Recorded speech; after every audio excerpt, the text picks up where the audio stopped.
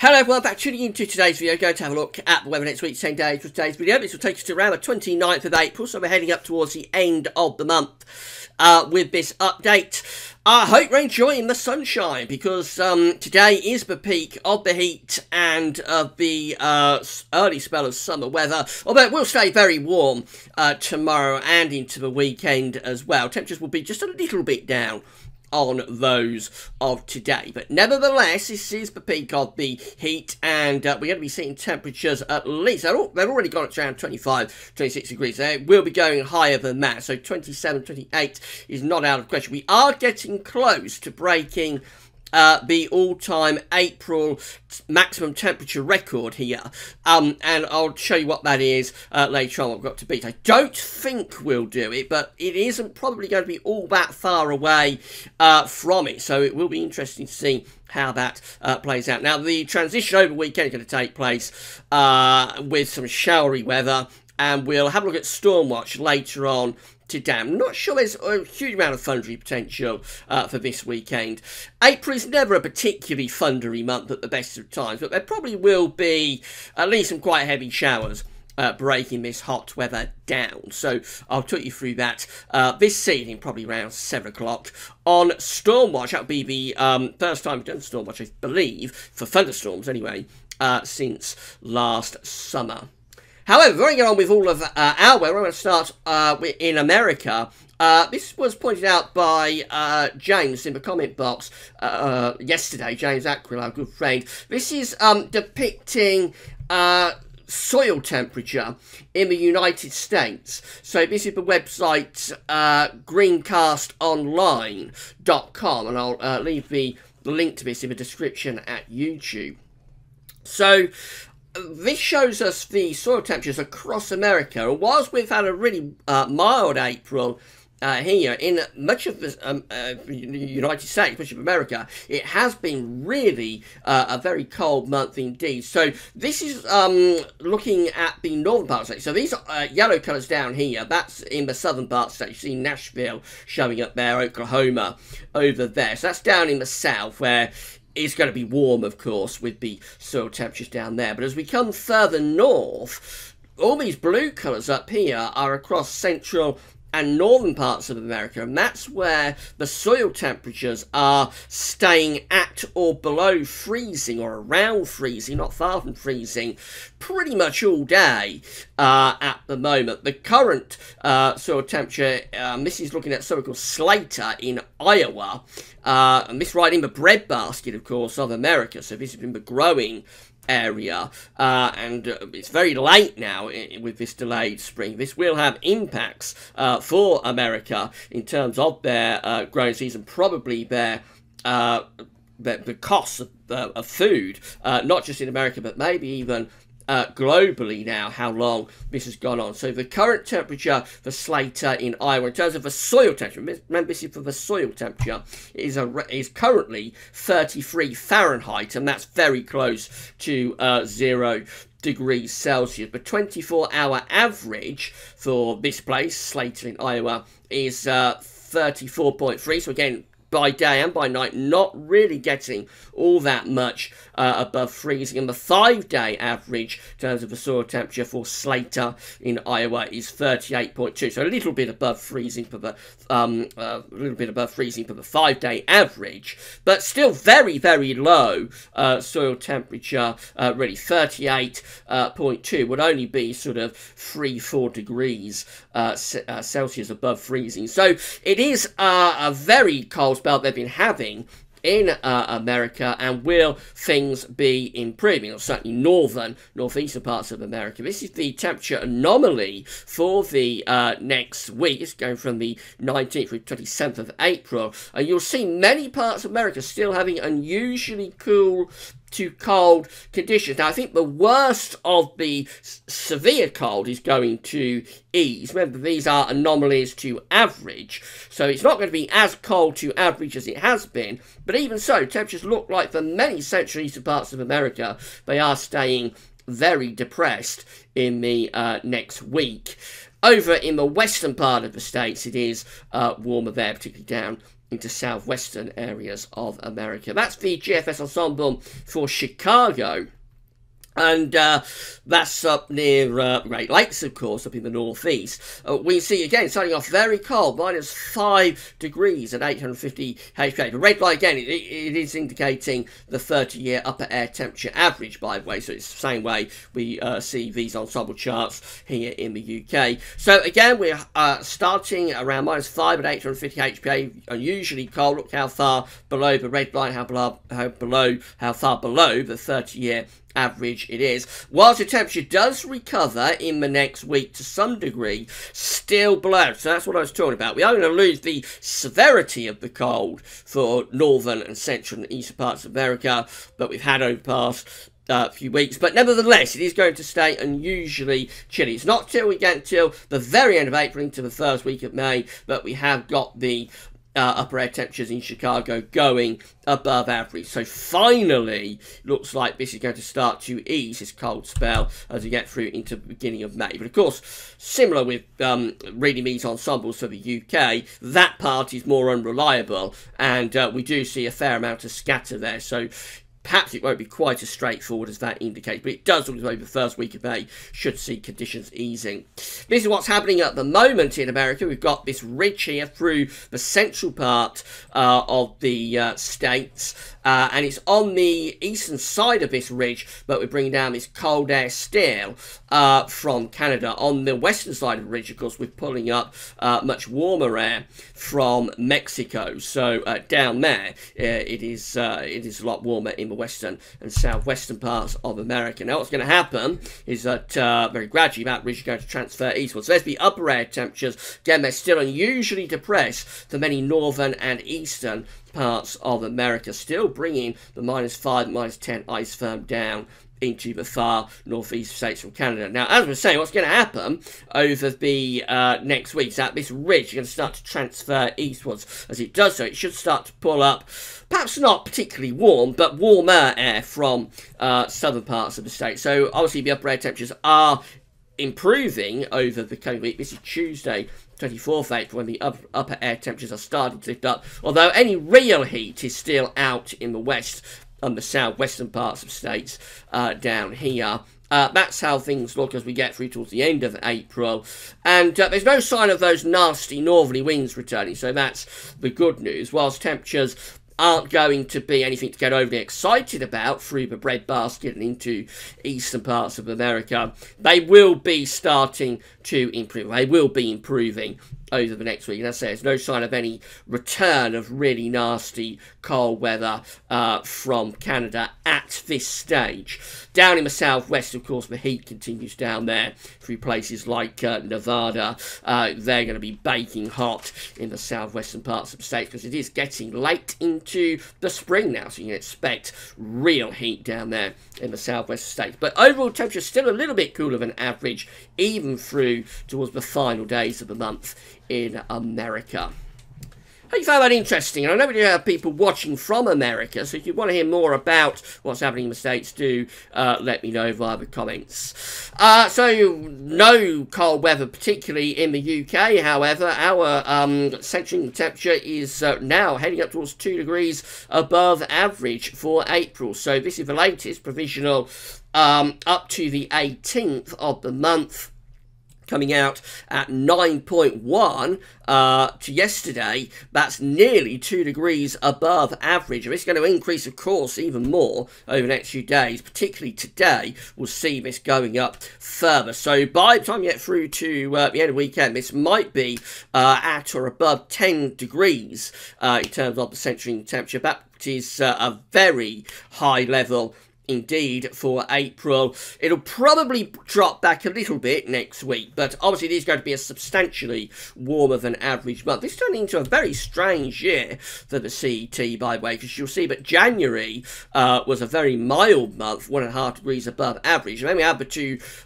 cold months of February and March, both coming out nearly a degree colder than average. And then April is going to come out as a very mild or probably quite a warm month overall. And despite the two cold months in February and March, I think January and April is going to be enough to ensure that up to the 30th of April, we're probably running warmer than average. So really strange how this first part of 2018 has panned out. Now the heat is really on today, so these are the latest observations from XC Weather, and it's in the east and the southeast that we've got the highest temperatures. So let's have a look at Luton Airport, 25 degrees there. Bedford is at 25, 77 Fahrenheit. Cranfield, one of the warmest places in the country right now, at 26. That's very close to 80 Fahrenheit. Coming down to London Heathrow, also we're at 26, 79 Fahrenheit. Going further south of that, Being Hill is at 25, and then Stansted is at 25, 77 also. Nottingham is at 23, 73 Fahrenheit.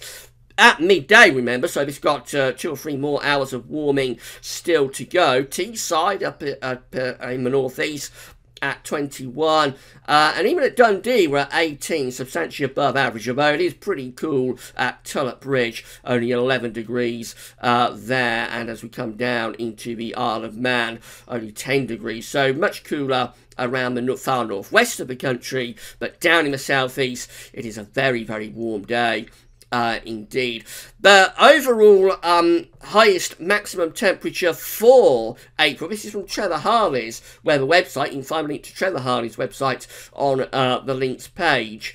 And the highest temperature for April, it was set a very long time ago actually, it's 29.4 degrees recorded on the 16th of April 1949. It doesn't say where it was recorded, it just says across the southeast. I'm not sure what weather station that was recorded at. Maybe it was several weather stations got up to 29.4 degrees on the 16th of April 1949, and that actually was Easter Saturday of 1949. So we're going to set an all-time April maximum temperature record. It's got to be 29.4 degrees. I don't think we're going to quite do it, but we've already seen from the observations that we're up to 26 degrees in a couple of stations around Heathrow, and also 2 or 3 other areas close to 26 degrees as well. We've got around 2 or 3 more hours of warming still to go. We're not anticipating cloud to cloud things over, so the temperatures will increase, continue to increase over the next couple of hours. I anticipate the highest temperature will probably be 28. I think we'll fall just short of 29.4. But it will be interesting to see what happens. Of course, March set the coldest maximum temperature record. You'll remember when we had the beast from the east on the first day of March, we recorded our coldest spring and March day on record. So it would be quite something to go from that in March to the warmest April day in April. So we'll just have to see how that plans out. I think we will fall just a little bit short. I will bring you up to date on what the highest temperature was when I do Stormwatch, you see. So if you're interested in that, Stormwatch will begin by announcing whether we have broken that record or not. I don't think we will, but it's not going to be all that far away from it.